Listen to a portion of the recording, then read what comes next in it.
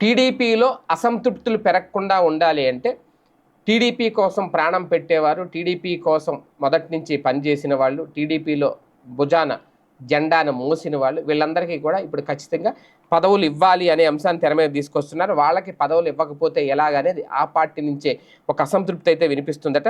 అయితే ఇక్కడ కీలకమైన అంశం ఏంటంటే, వైసీపీ హయాంలో ఎన్నో అక్రమ కేసులు పెట్టి వేధించినా సరే ఎదురొడ్డి నిలబడి పార్టీ జెండా పట్టుకొని భుజాన మోసిన కార్యకర్తలు ఎవరైతే ఉన్నారో అలాంటి వాళ్ళని ఇప్పుడు ఖచ్చితంగా ఆదుకోవాలి అనేది, వారిలో అర్హులను గుర్తించి నామినేటెడ్ పదవులు ఇస్తే ఉత్సాహంగా పనిచేస్తారు.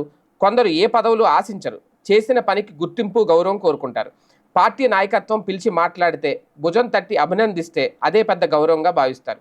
కానీ ప్రభుత్వం ఏర్పడి ఏడాదైనా అలాంటి గుర్తింపు రాలేదు అన్న అసంతృప్తి చాలా మందిలో ఉందట.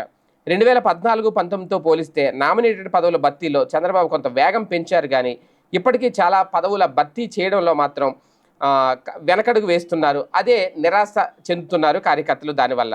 అలాగే దేవాలయాల ధర్మకర్తల మండళ్ళు, మార్కెట్ కమిటీలు, పిఏసిఎస్లు, అధ్యక్ష పదవులు ఇలా చాలా పెండింగ్లో ఉన్నాయి. అవన్నీ కనుక ఇస్తే ఖచ్చితంగా కార్యకర్తల్లో అసంతృప్తి తగ్గుతుంది.